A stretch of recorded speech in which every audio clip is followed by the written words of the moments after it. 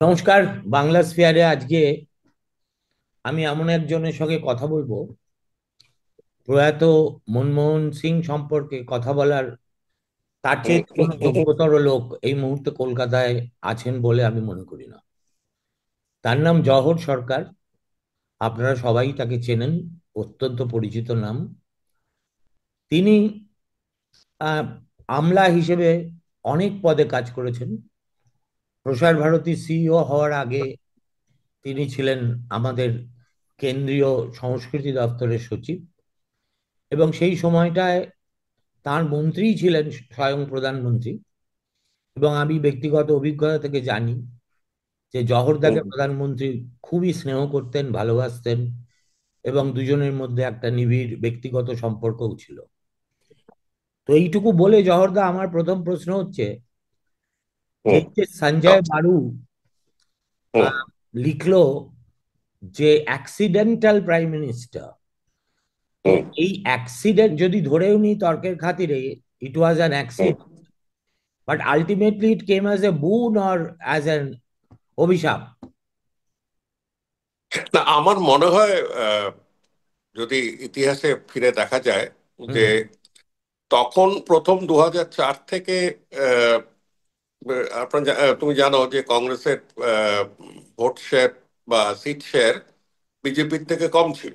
হুম, অতএব কংগ্রেসের কাছে 2004 থেকে নয় ইউপিএ ওয়ান চালানো ভীষণ মুশকিল হচ্ছিল। আর তখন বামের সাপোর্ট নিয়ে চালাচ্ছিল, আর বাম যেভাবে আহ, মানে যেভাবে তাদের উগ্রতা দেখাচ্ছিলেন বা যেভাবে তাদের স্ট্যান্ড রাখছিলেন, হুম। কোনো নমনীয়তা দেখাচ্ছিল না, সেখানে কিন্তু আর অন্যান্য শরিকরাও ভীষণ ভাবে তাদের আধিপত্য বিস্তার করার জন্য উঠে পড়ে লেগেছিল। সেখানে একজন ঠান্ডা মাথার লোক না থাকলে কিন্তু চালানো যেত না। হুম, চালানো অসম্ভব হতো। হুম।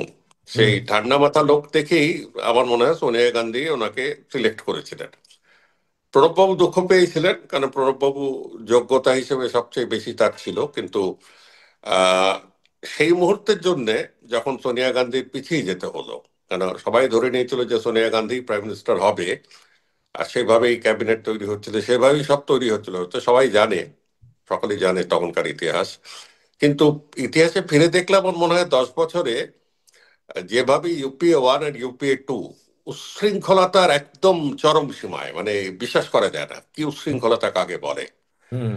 সেই উচ্ছৃঙ্খলতার মধ্যে যদি একজন ঠান্ডা মাথার এক নির্বাক প্রাইম মিনিস্টার না থাকতো, কোয়ালিশন টিকতো না। এটা দেওয়ার at the mercy mercy of the coalition partner.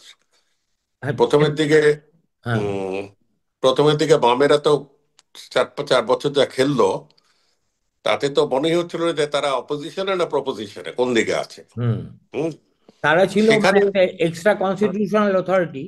দায়িত্ব একদম নেব না, এক দায়িত্ব হুম, হুম, মন্ত্রিসভা জয়েন করব না, কিন্তু মন্ত্রিসভা হুম, কন্ট্রোল করব। কন্ট্রোল করবো, এই যে মিনিমাম নিডস প্রোগ্রাম নিয়ে এমন ভাবে ডেকেছিল, এক্স্যাক্টলি। খুব খারাপ লাগতো। আমরা তো তখন আমি তখন দিল্লিতে অ্যাডিশনাল সেক্রেটারি হিসেবে কাজ করতাম। আর প্রত্যেকটা জিনিসটা আমরা কিছুখানি হাসাহাসি করতাম আমলাদের মধ্যে, যে এটা আগে ইনচুরিকে জিজ্ঞেস করবো নাকি না প্রাইম মিনিস্টারের কাছে পাঠাবো, মানে হুম। এরকম টাইপের কথাবার্তা আমরাই করতাম তুমি ঠাট্টাই আর তখন কি কোন করে, যার মধ্যে ডিপার্টমেন্টে ছিলে? আমি তখন স্মল স্মল ইন্ডাস্ট্রিজ, যেটা হুম, পরবর্তীকালে নাম হলো এমএসএমই, আমাদের সময় নাম করতে হলো। এবং এমএসএমই কনসেপ্টটি কিন্তু মনমোহন সিং এর, পুরোপুরি মনমোহন সিং এর কনসেপ্ট।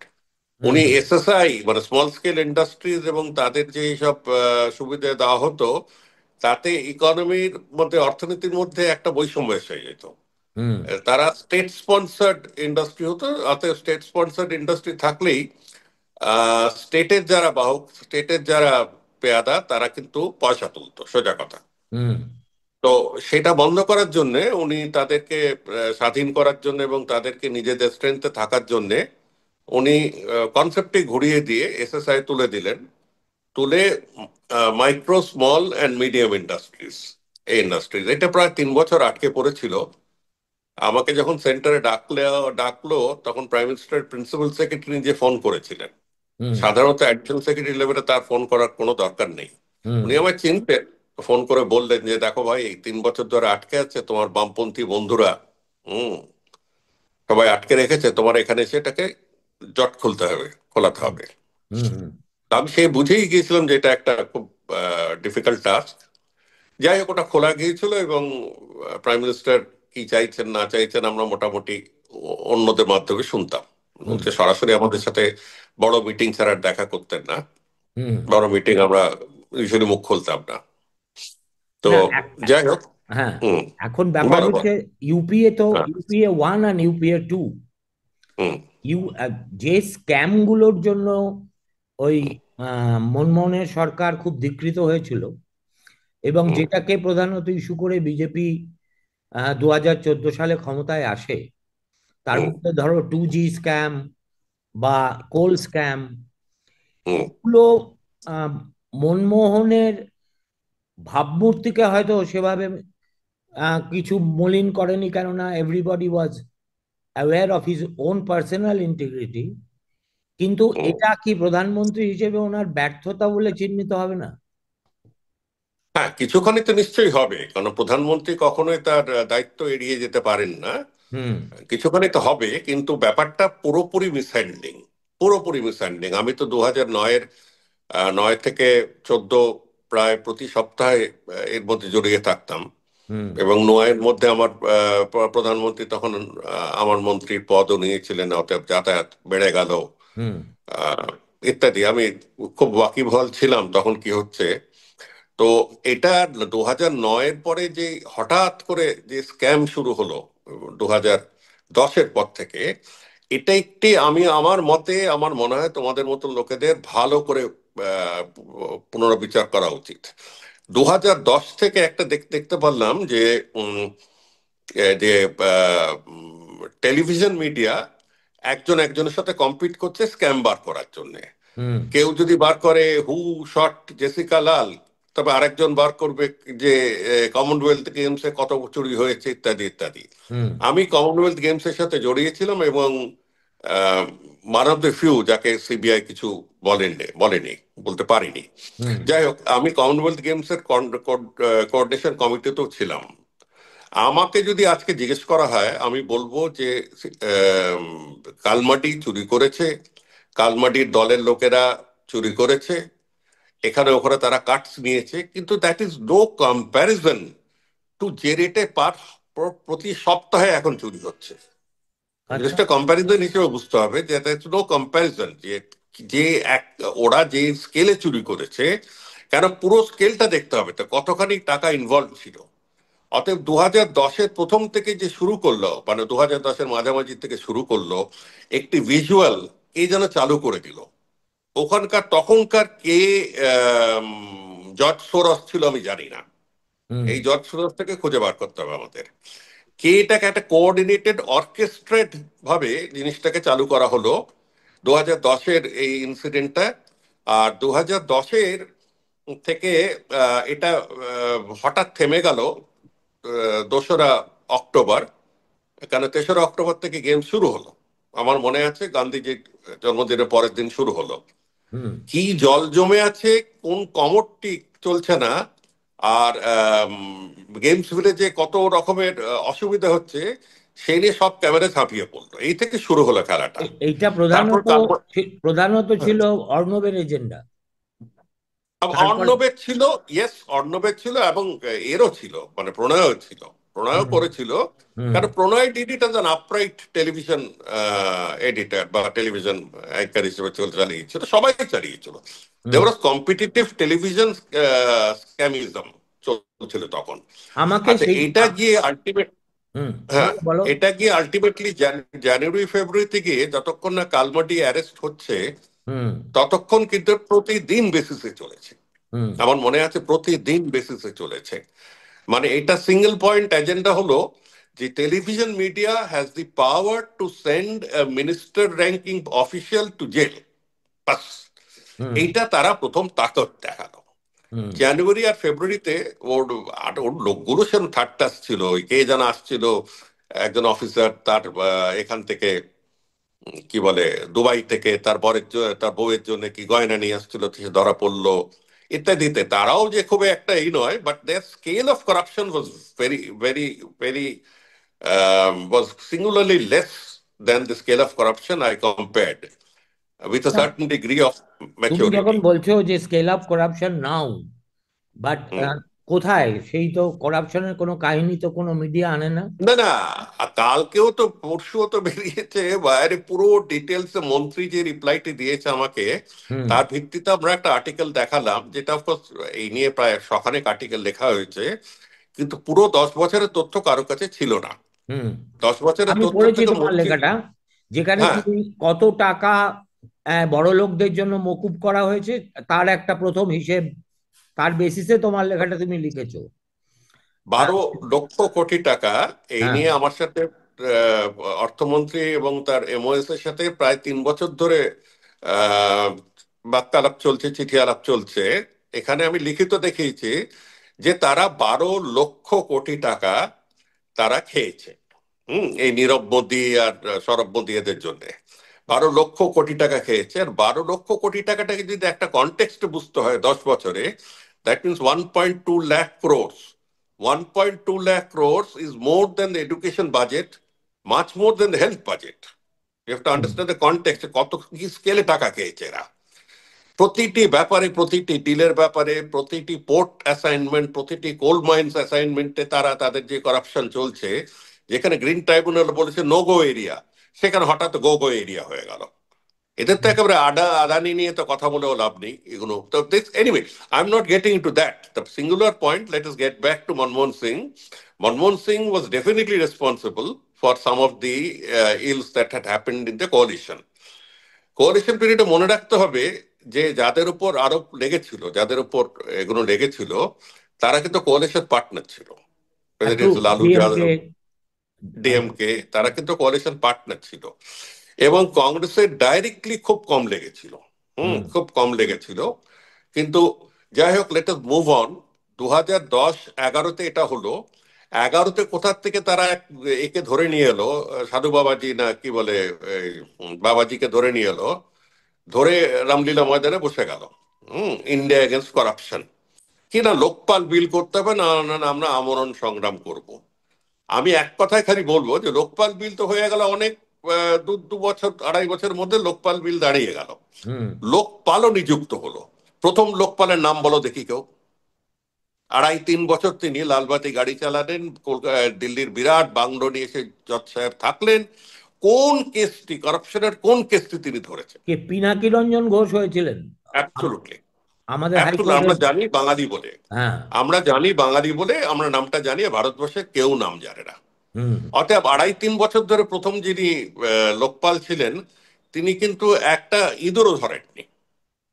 তারপরে যিনি এসছেন, তিনি তো জাস্টিস খানওয়ালিকার, আমি পাবলিক ডোমেনে বলছি, তিনি তো সরকারের লোক। তার ওই পরপর জাজমেন্ট বলে দেবো সরকারের জাজমেন্ট, সে হ্যাঁ, আবার হ্যাঁ। সরকারি করাপশন কি ধরবে? পিএমএল এর হ্যাঁ জাজমেন্টে তিনি যা দিয়ে গেছেন, হ্যাঁ আহ, হ্যাঁ হ্যাঁ হ্যাঁ মানে হ্যাঁ হ্যাঁ ওর হ্যাঁ। চাইতে পিএমএল এর ড্রেকনিয়ান কোনো জাজমেন্ট। কোনো জাজমেন্ট হ্যাঁ। সাম্প্রতিককালে আচ্ছা, সুপ্রিম কোর্ট দেয়নি। So we come back to square one. যে Yes. যেই লোকপাল নিয়ে লাগছিল, আন্দোলন হলো, সারা দিল্লি বন্ধ হয়ে গেল, আমরা গাড়ি চালাতে পারতাম না, ইত্যাদি ইত্যাদি, যেতে পারতাম না, বাস চলতো না, মেট্রো নিয়ে গন্ডগোল হতো। সেই দিল্লি যেতে প্রায় 1.5 বছর সাফার করলো, তার কিন্তু কোনো ফল নেই। তার ফল হলো যে দুজন আম, অজানা বা কম জানা ব্যক্তিকে এই, ইনি এরা তুলে ধরলো, সে মুভমেন্ট থেকে বেরোলো। তাহলে তুমি প্রাইম কি বলতে বেনিফিশিয়ারি। চাইছো যে দেয়ার ওয়াজ একটা খুব well planned and well engineered conspiracy ছিল যে I am saying this again and again, again and again. এখন মুশকিল হলো লিবারেলদের বা গণতান্ত্রিক, যারা গণতান্ত্রিক পার্টিতে তারা যারা থাকে, তাদের মধ্যে সেই ফায়ারটি নেই ধরে নেওয়ার। হুম। যেটা বিজেপি প্ল্যান করছিল, এটা বিজেপির ভালোভাবে প্ল্যান করে জিনিসটা এগিয়েছে, নিখুঁতভাবে জিনিসটা প্ল্যানিং হয়েছে। এবং 2012-র পরে, 2012-র ডিসেম্বর মাসের 26 তারিখে যখন ওই মেয়েটি ধর্ষিত হলো, নির্ভয়া, হ্যাঁ। তারপরে এটাকে একটা চরম সীমায় চলে গেল। হুম। আমি জানি কেন, তখন আমি প্রেসের চার্জে ছিলাম, আমি ডেলি কাভারেজ করছি, ডেলি নিউজ পড়ছি, ডেলি খবর পাচ্ছি, এবং তার সাথে সাথে যেটা অন্য প্রেসের লোকেরা পেত না, আমি সরকারের দিক থেকেও কিছুখানি গোপন খবর পেতাম। হুম। অতএব I was fully aware of what was going on from 12 onwards. হ্যাঁ, সেই 12-এর ডিসেম্বর থেকে, আমি 12-এর গোড়াতে চার্জ নিয়েছি, ডিসেম্বরের পরে যে নির্ভয়া নিয়ে যেটা হলো, এরপরে পরপর পরপর 12তে এবার টেক অন করলে আমাদের রকস্টার, রকস্টারের নাম হলো আহ, এই বিনোদ রায়। হ্যাঁ। বিনোদ আমার থেকে 3 বছর সিনিয়র সার্ভিসে। আমি সমীহ করতাম তাকে, তার আপরাইটনেসের জন্য আমরা তাকে খুব পছন্দ করতাম। তো হঠাৎ দেখা গেল বিনোদ রায় পাবলিসিটির মাস্টার হয়ে গেল। তার একজন পাবলিসিটি এজেন্ট তৈরি করলো, আর প্রতিদিন প্রতিটি রিপোর্ট যা বেরোবে, বেরোবার আগেই এই পাবলিসিটি দিতে আরম্ভ করলো। হুম। আমার নিজের মনে হয় বিনোদের জন্য হয়নি, বিনোদকে এটা করানো হয়েছে। Vinod was part of the conspiracy. কেন But বিনোদের Vinod was also এতদিনের, a beneficiary post retirement of things that ওরে normally বাবা, should not have. বেনিফিটস আমি লিখেছি লিখেছি ওকে যে বোর্ড অফ কন্ট্রোল অফ ক্রিকেটে পাঠালো, হ্যাঁ। সেখানে বোর্ড অফ কন্ট্রোল অফ ক্রিকেটে প্রতি বছর 2 কোটি টাকা পেয়েছে। 2 কোটি টাকা প্রতি বছর পেয়েছে, in along with many other benefits from other banking commission and other জায়গা থেকে। মানে 2.5 থেকে 3 কোটি টাকা প্রতি বছর এই সরকারের জমানায় পেয়েছে ভদ্রলোকে, হুম। যিনি সততার প্রতীক হিসেবে দাঁড়ালেন। তার মানে 12 যখন ডিসিশন হয়ে গেল একটা ক্যাবালের, যে তারা মোদিকেই পুশ করবে, আদবানিকে রাস্তার থেকে বার করবে, ইত্যাদি ইত্যাদি, 13তে এটা জানানো হলো পাবলিকলি। 13তে they went through what is called the democratic process within the BJP. 13তে, হুম। 13তে গিয়ে এটা ফাইনালাইজ করলো, কিন্তু 12তেই হয়ে গেছে। যারা দিল্লির উইসপারিং গ্যাংসে খবর রাখতো তারা সকলেই জানতো যে কে আসছে নেক্সট অ্যাজ এ চ্যালেঞ্জার। তার পেছনে বিশাল বিরাট, মানে কি বলবো, কুবেররা, ধনপতিরা, তারা তার পেছনে পুরো ইনভেস্টমেন্টটা করলো। পুরো ইনভেস্টমেন্ট তারা প্রেসকে হ্যাপি রাখার জন্য খবর দিল, প্রেসকে অ্যাডভার্টিসমেন্ট দিল। এগুলো স্টাডি করলে এম্পিরিকলি বেরিয়ে আসবে। প্রেসের হঠাৎ যে প্রেস এই অ্যাডভার্টিসমেন্ট পেতো না, এই 6টা কোম্পানি থেকে কেন পেল, এগুলো বেরিয়ে আসবে। এগুলো দিস ইজ আর, ইট ডাজন্ট রিকোয়ার এ মানে Watergate scam to bring it all out. No, no. কিন্তু কংগ্রেস এবং গণতান্ত্রিক দলের মধ্যে এমন তারা কি বলবো, লুজ মাইন্ডেড কথাটাই বলবো, যে তারা এসব পারে না করতে, তারা এসব পারে না খুঁজে বার করতে। না, এখন চোখের সামনে ফ্ল্যাশ হচ্ছে। বিনোদ রাই যেসব মানে সো কল্ড স্ক্যামের কথা বলেছিল, তখনই আমাকে প্রণবদা বলতেন যে এটা notional loss, this is not the real loss to the exchequer. একটা নোশনাল লসকে রিয়েল লস হিসেবে দেখিয়ে এই অশিক্ষিত প্রেসের লোকগুলো এরা হুম, বাজার গরম করার চেষ্টা করছে।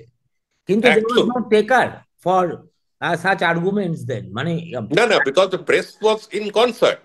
হ্যাঁ। বুঝতে হবে, প্রেস কিন্তু ভালো নিউজ যদি ছেড়ে দেয়, একটা যদি হট পটেটো প্রেস ছেড়ে দেয়, তাকে প্রেসের মধ্যে, সমাজের মধ্যে তাকে গাধা বলা হয়। হুম। হ্যাঁ, what makes a good copy is known to a pressman. That's right. Whether it is ethically correct or not does not matter at that time. Does not matter. না, তুমি যেটা ইন্ডিকেট করছো that is very serious in nature, in the sense যে এই যে রামলীলা ময়দানে আন্না হাজারে হঠাৎ আবির্ভূত হলো, তার হুম, হুম, পাশে অরবিন্দ কেজরিওয়াল আবির্ভূত হলো, হুম। এবং গোটা ইস্যুটা হয়ে গেল অ্যাজ ইফ যেন ভারতবর্ষের সবচাইতে দুর্নীতিগ্রস্ত একটা সরকার এসেছে। সেই সরকার, Correct. সেই সরকারের কাজকর্মে নিয়ন্ত্রণ আনার জন্য একটি লোকপাল আনা খুব জরুরি। এই করে মানে হঠাৎ আন্না হাজারে নামক একজন মহারাষ্ট্রিয়ান, গান্ধী টুপি পরেন, he became the new Mahatma of India, and that is how he was projected. But Arvind Kejriwal was also a part of it. So was. Arvind Kejriwal যেই সততার বেসিস এসছিল, হুম। অরবিন্দ কেজরিওয়ালের অনেক রকমের ভূমিকা আছে, ভালো মন্দ মিলিয়ে। তার বিশ্লেষণ করব না, খালি বলবো সেই অরবিন্দ কেজরিওয়াল কিন্তু দুর্নীতির দায়ে পালিয়ে বেড়াচ্ছে। হুম। হুম। হুম। কি যা রটে তার কিছু তো বটে রে বাবা। হুম। হ্যাঁ, না, কিছু সে তো তো ওর বটে, বাড়ি, আমি ওর তাকে সরকারি কন্ডেম বাড়ি করবো না। দেখলেই তো হয়ে যায়। হ্যাঁ, তো বিভিন্ন রকমের। আর এই আমরা কিরণকে ক্রেন বলতাম। কিরণ বেদি, ও হুম। আমার থেকে 3 বছর সিনিয়র। কিরণ বেদি তো তারপরে গিয়েই সঙ্গে সঙ্গে ওদের গভর্নর হয়ে গেল, লেফটেন্যান্ট গভর্নর হয়ে গেল। হ্যাঁ, তারা কিরণ বেদি পুরো টপকে ওদের দিকে চলে এলো। আর আমরা বিশ্বাস করি অরবিন্দ কেজরিওয়াল একটা ওদের বি টিম হিসেবে কাজ করলো, বি টিম হিসেবে কাজ করলো। পরবর্তীকালে প্রায় 5-7 বছর পরে তাদের মধ্যে একটা ভাঙন দেখা দিয়েছে। সেই ভাঙনের জন্য এত হিংস্রভাবে বিজেপি লেগেছে ওর পেছনে। বিজেপি যেভাবে যে হিংস্রতা দিয়ে অরবিন্দ কেজরিওয়াল আর আপের পেছনে লেগেছে, সত্যি কথা বলতে এখানকার টিএমসি এর পেছনে অত খারাপ ভাবে লাগেনি, বা ডিএমকে এর পেছনে অত খারাপ ভাবে লাগেনি, বা টিএমসি কে তো কিছুই সিপিআইএম এর। করেনি। হ্যাঁ, টিএমসি কে তো কিছুই করেনি কম্পেয়ার টু দ্য হ্যাঁ, করাপশন চার্জেস। কারেক্ট। তো টিএমসির পেছনে বা ইভেন কেরালার সিপিআইএম, যেটা প্রতিদিন কোনো না কোনো করাপশন চার্জে ধরা পড়ছে, হুম। বা ডিএমকে যাদের উপর অনেক রকমের অ্যালিগেশন থাকে, আমি বড় বড় পার্টির নাম করে বলছি, যে তাদের পেছনে কারোর পেছনে এভাবে লাগেনি, এতভাবে টর্চার করেনি। কেন? সেটা চুক্তি ভঙ্গ হয়েছে বলে। তার পেছনে একটা ব্যক্তিগত চুক্তি ভঙ্গ হয়েছে।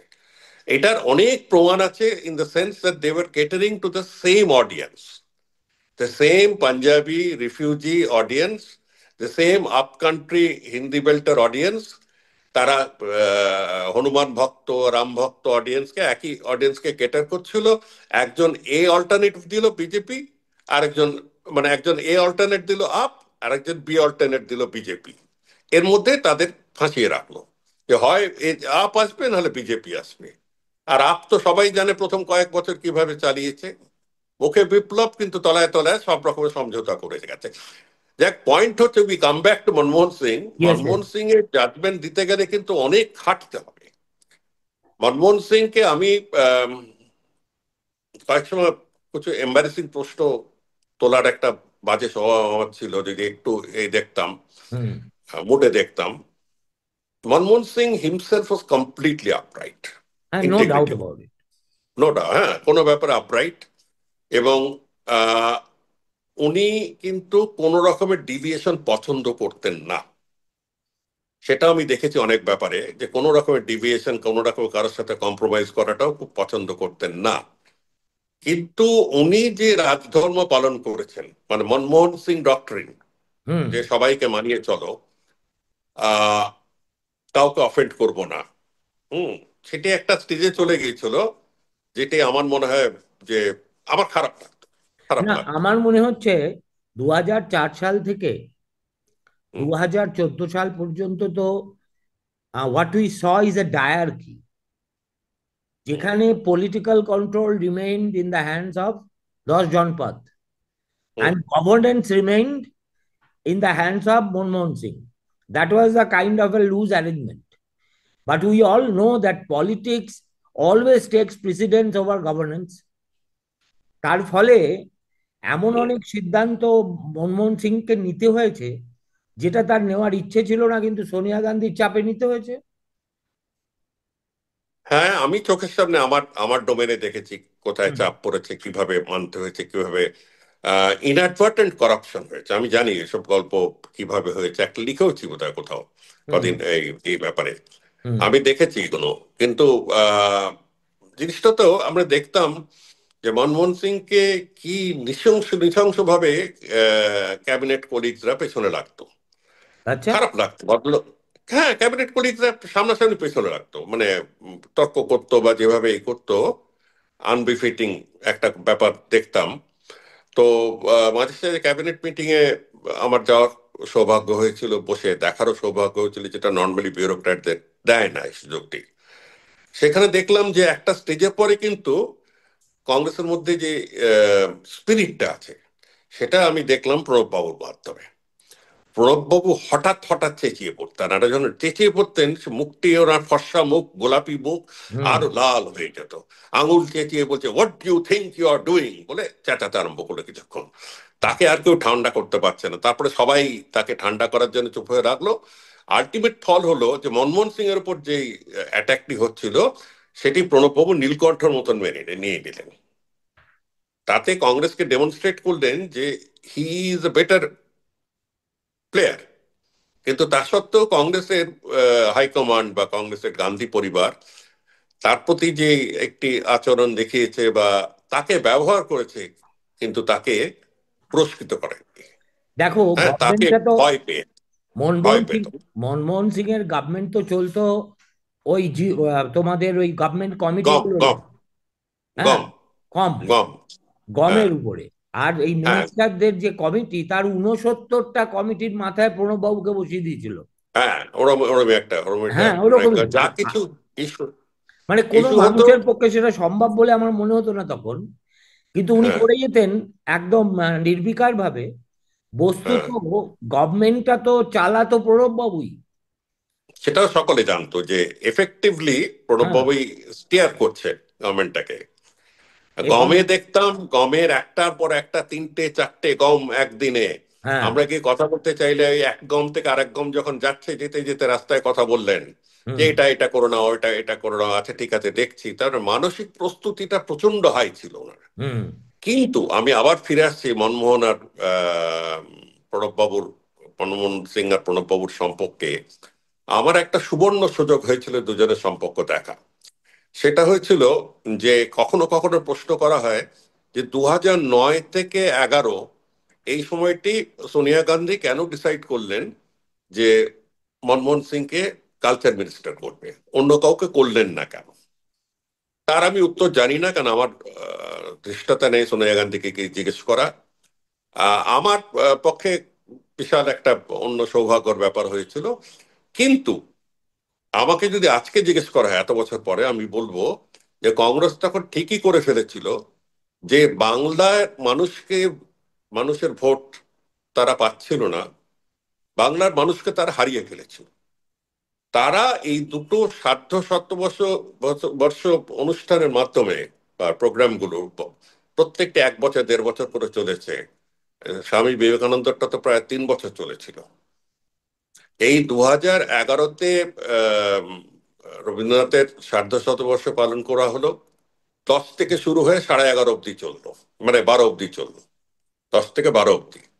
আরেকটি হলো 11 থেকে 14 অব্দি প্রায়। এই দুটো প্রোগ্রামে কিন্তু পেছনে মাস্টার মাইন্ড ছিলেন প্রণব মুখার্জি। হুম। উনি ছিলেন এক্সিকিউটিভ চেয়ারম্যান, ওনাকে বলা হতো working chairman of the national committee. আর কোন জায়গাটা বোতাম টিপলে কোন সুফল হতে পারে তিনি জানতেন, তিনি জানতেন। বিবেকানন্দর বছরে উনি আমাকে বললেন যে এই সেবা প্রতিষ্ঠান তো আপনি জানেন না। আমি বলে হ্যাঁ, সেবা প্রতিষ্ঠানে ভালোই এখন জানি। বলে ওরা একটা আবেদন করেছে হার্ট ওয়ার্ড করবে। আর স্যার এটাকে ফিট করবো কি করে? বলে কেন, ওরা তো বলছে স্বামী বিবেকানন্দ 150 ইয়ার্স ওয়ার্ড। আচ্ছা ঠিক আছে, ঠিক আছে, আপনি একটু ফাইন্যান্সিয়াল লোকদের বলে দেবেন যাতে তারা অবজেকশন না করে। করে সেবা প্রতিষ্ঠানে গেলে দেখা যাবে Swami Vivekananda word, heart word নাকি হার্ট সেন্টার বলে তারা করে দিল। উনি এই প্রোগ্রামগুলোর মাধ্যমে, রবীন্দ্রনাথ এবং বিবেকানন্দের প্রোগ্রামের মাধ্যমে প্রচুর আর্থিক সাহায্য, প্রচুর রকমের সমর্থন। আর তিনি জানতেন যে সংস্কৃতির মাধ্যমেই কিন্তু বাঙালির হৃদয়ে পৌঁছানো যায়। আমি ইনস্ট্রুমেন্ট ছিলাম বা আমি আমি সাথে ছিলাম। সেই সময় ফাইলগুলো আমার নিয়ে যেতে হতো প্রণব বাবু as working national chairman to the national চেয়ারম্যানের আসল যিনি, তার সই ছাড়া আবার কিছু হবে না, দ্যাট ইজ প্রাইম মিনিস্টার। আর না, দুজনেই এখানে এক কথা বল। এখানে হুম, একটা কথা বলছি। আমি প্রণব বাবুকে হুম, জিজ্ঞেস করেছিলাম, হুম, উনি একটু ইভেসিভ ছিলেন। আফটার অল, হুম, প্রণব বাবু যখন দেশের অর্থমন্ত্রী, মনমোহন সিং তখন রিজার্ভ ব্যাংকের গভর্নর, এবং দুজনের মধ্যে একটা মনোমালিন্য হয়েছিল, তুমিও জানো আমিও জানি। Hmm, and they had some kind of a very cold relationship. আর মনমোহন প্রাইম মিনিস্টার হওয়ার পরেও আমি হুম, নিজের কানে শুনেছি টেলিফোনে প্রণববাবুকে স্যার বলছেন। ঠিক আছে? এটা এক হুম, দেড় বছর চালানোর পরে প্রণববাবুই ওকে গিয়ে বলেন যে don't do this, you are embarrassing me, you are embarrassing yourself, সুতরাং বন্ধ করো এটা। কিন্তু দেখা গেল যে বঞ্চিত করে বাঁচালে মোড়ে, সেই রবীন্দ্রনাথের গান আছে, উনি কিন্তু বঞ্চনা বোধটাকে মনে রাখলেন না। উনি মনমোহনের পাশে যেভাবে দাঁড়িয়েছিলেন till 2012 when he became the president, এটা কিন্তু একটা অদ্ভুত কেমিস্ট্রি, মানে একটা কমপ্লিট চেঞ্জ অফ, মানে একটা মেটামরফোসিস দুজনের ক্ষেত্রেই। অ্যাকচুয়ালি যদি মনমোহনের কোনো মানে তবলচি থেকে থাকে, তার নাম কিন্তু ছিল Pranab babu, not Sonia Gandhi. Do you agree? এটা অ্যাবসলুটলি, আমি সেটাই বলতে যাচ্ছিলাম। দু হ্যাঁ। হাজার দশ থেকে যখন আমাদের প্রস্তাব চালু হলো, 2010-এর কথা বলছি, হুম। চালু হলো যে এটা নিয়ে সার্ধ শতবর্ষ নিয়ে রবীন্দ্রনাথের এটা নিয়ে প্রোগ্রামগুলো কি কি করা যায়। প্রথম রাউন্ড অফ মিটিং হলো, বুদ্ধদেব বাবু এলেন, কত সবাই এলো এতে। নরেন্দ্র মোদীকে প্রথমবার দেখলাম। তারপর তিনি এটা কি নিয়ে ডাকলেন, আমি কাছে গিয়ে কথাও বললাম, ইত্যাদি ইত্যাদি। অনেক চিফ মিনিস্টার এসেছিলেন, অনেকে এসেছিলেন, সেই মিটিংটি আমার মনে আছে। তারপরে প্রতিটি প্রস্তাব নিয়ে যখনই যেতাম, আহ দুজনেই ভরসার উপর চলতো। হ্যাঁ, আমি দেখেছি রাজনীতি এবং প্রশাসনে ভরসার উপর চলে। তাদের দুজনের কোনো কারণে বলা হয় ভরসা ছিল বোধহয়। যে ফাইলটা নিয়ে গেলে ফাইলের দিকে না তাকিয়ে ওরা বলতেন যে, আপনি কি প্রণববাবুর সাথে কথা বলেছেন, বা তুমি প্রণববাবুকে বুঝিয়ে এসছো? না স্যার, প্রণববাবুর কাছ থেকেই প্রথম 4টি প্রস্তাব, আর বাকি 7টি আমার। তোমার প্রস্তাব মানে? আমি প্রণববাবুর কাছে আগে কথা বলেছি, আপনাকেও বলেছি, আপনি বাকি 7টি দেখে নিন। খুব বেশি টাকা না, কিন্তু তার ইম্প্যাক্ট ভ্যালু আছে। তো উনি দেখলেন 1 মিনিট, ফাইলটা সই করে দিলেন। প্রণববাবুর কাছে ফাইলটি নিয়ে গেলে ওই একই কথা, এই প্রাইম মিনিস্টারকে বলেছেন তো, প্রাইম মিনিস্টারকে বলেছেন তো, হুম। ওনার প্রত্যেকটা ব্যাপারে সম্মতি আছে তো? তাহলে হ্যাঁ স্যার, প্রত্যেকটি সই করেছেন তো উনি? বলে না না, সই তো করেছেন আপনার মুখ দেখে, কিন্তু প্রতিটি জিনিস উনি জানেন তো? হুম। দুজন দুজনের মাঝে যখন কথা বলছে, আমি দেখতাম ইন্টারকমে, আমাদের এই র্যাক্স ফোনে উনি ফোন তুলে জিজ্ঞেস করছেন, yes yes George told me, but I hope you have seen it. ওটা দুজন দুজনের মধ্যে সম্পর্কটি আমি দেখলাম প্রচন্ড শ্রদ্ধার সম্পর্ক। এটাই আমার সবচেয়ে ভালো লেগেছে। একটা দিনও কেউ কাউকে কোনো রকমের কিছু বলেনি। না, অসাধারণ। প্রণব যদি, আচ্ছা, নাও না না, দেখো, Pranab, I will have to now sum up. মানে হুম তুমি তো hmm have worked with so many political stalwarts, beginning from Jyotibabu, তারপরে হুম বুদ্ধবাবু, আম, তারপরে দিল্লিতেও তোমার অন্য প্রধানমন্ত্রীদের দেখেছো, but you hmm. Have worked very closely with Manmohan. Where does he stand apart? One হলো একটা প্রচন্ড tolerance, hmm, capacity to hide his own pain. নিজের দুঃখটাকে এমন ভাবে উনি সহ্য করে যেতেন। আহ, অনেক সময় মনে হতো ভদ্রলোক তো এতে, এতে মানে স্থিত প্রজ্ঞা, কিছুতেই কিছু হলে না, কিছুই হয় না। কয়েক সময় আমরা যারা কাজ করে তার কাছ থেকে একটা কিছু চাইছি, কোনো একটা ডিসিশন চাইছি, আমরা রেগে যেতাম, খারাপ লাগতো। না স্যার, এটা করে দিন আপনি, হয় হ্যাঁ বলুন বা না বলুন। এরকম ভাবে খুব কম লোকেই বলতো, কিন্তু যাই হোক একটা স্বভাব হয়ে গেছিল, আবদার করতে গিয়ে বলতাম যে স্যার এটা করে দিন। হ্যাঁ, হ্যাঁ, ওই করে দেখতেন। এই হাঁ হাঁটা মানে he was absorbing explosions within himself, absorbing explosion. কোনো প্রাইম মিনিস্টারকে এরম ভাবে, এত সিনিয়র প্রাইম মিনিস্টার, আমি বলছি না ওই মাঝে যারা এসেছিল, দেবে গৌড়া বা আই কে আইকে গুজরাল, গুজরাল। এদের কথা বলছি না, আমি বলছি সলিড প্রাইম মিনিস্টার, যারা লং টার্ম প্রাইম মিনিস্টার। কোনো প্রাইম মিনিস্টারকে এত যন্ত্রণার মধ্যে দিয়ে যেতে হয়নি। আর এত যন্ত্রণাটাকে যেভাবে সহ্য করলেন, যেভাবে উনি সহ্য করে চললেন, তার মধ্যেও কাজ চালিয়ে গেলেন, ই সামথিং রিমার্কেবল, এটা কিন্তু রিমার্কেবল। এই জন্যেই তার সম্পর্কে বলা হয় হুম। যে when it came to the crunch, he did not behave like a sardar, he না, behaved like a like a bania. একদম। আমি বলবো যে in comparison, the doctor Manmohan Singh was reconciler in chief. তিনি রেকনসিলিয়েশন করতে পারতেন, accommodator in chief, followed by a divider in chief, যাকে Time magazine বলেছে মোদিকে ডিভাইডার ইন চিফ। একজন নম্র, ভদ্র, স্থিতপ্রজ্ঞা, আর একজন উগ্র, আহ, আজে বাজে কথা বলে ফেলে, ভাষার ব্যবহার কথাবার্তার সংকুচিত নয়,